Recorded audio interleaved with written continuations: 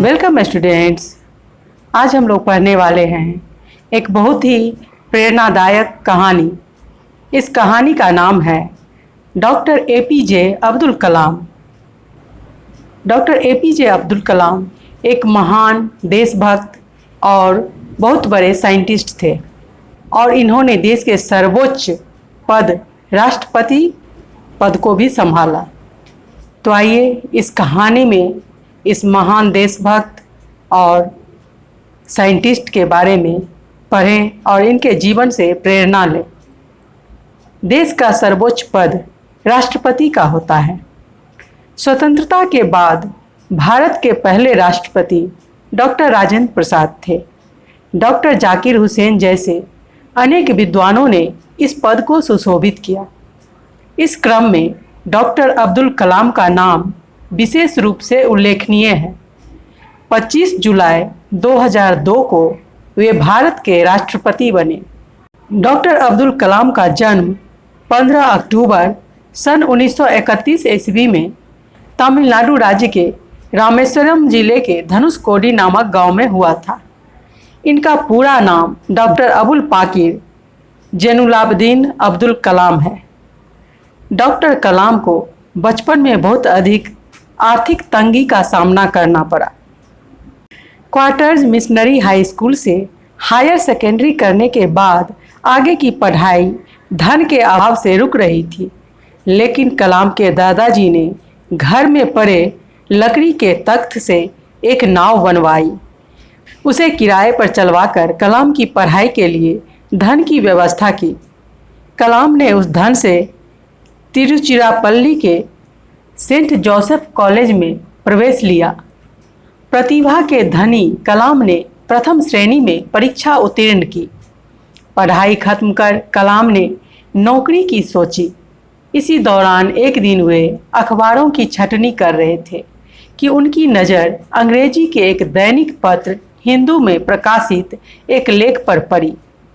लेख का शीर्षक था स्पिट फायर अर्थात मंत्रबाण। स्पिट फायर एक आग्नेयास्त्र था जिसे द्वितीय विश्व युद्ध में इस्तेमाल किया गया था।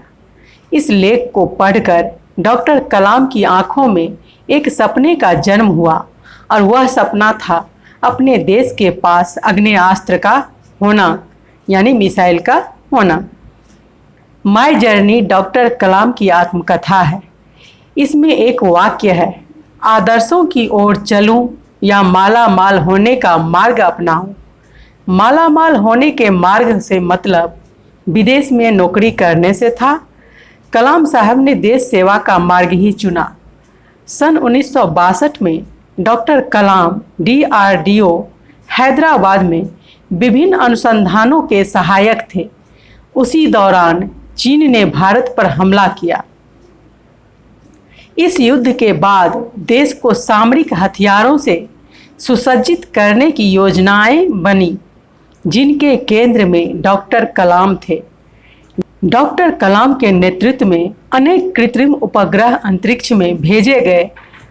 उनका मूल मंत्र था विजन, मिशन एंड गोल, अर्थात दृष्टिकोण, ध्येय और लक्ष्य।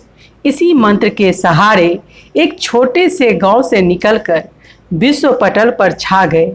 डॉक्टर कलाम एक वैज्ञानिक होने के साथ ही साथ बहुत अच्छे इंसान भी थे।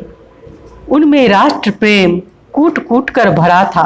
डॉक्टर कलाम बच्चों से बहुत अधिक स्नेह करते थे। वे राष्ट्रपति के रूप में जहाँ कहीं भी जाते थे बच्चों से ज़रूर मिलते थे। बच्चे उनसे ढेर सारे सवाल पूछते थे और वे उनके बीच बच्चा बनकर उतने ही प्रेम से उत्तर देते थे। भारत के नवनिर्माण की एक नई रूपरेखा प्रस्तुत करने वाले और बच्चों को निरंतर प्रेरणा देने वाले डॉक्टर कलाम को शत शत नमन। महापुरुषों के जीवन से प्रेरणा लेकर हमें उनका अनुकरण करना चाहिए। अनुकरण मतलब उसे अपनाना चाहिए।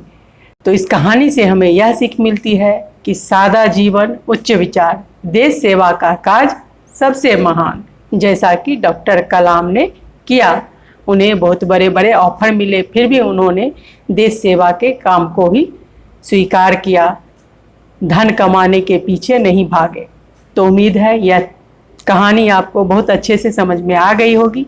अगर यह वीडियो आपको अच्छी लगी है तो इसे लाइक कर दें, अपने दोस्तों के साथ इसे ज़्यादा से ज़्यादा शेयर करें।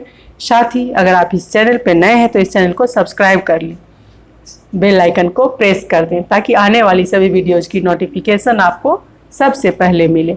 धन्यवाद।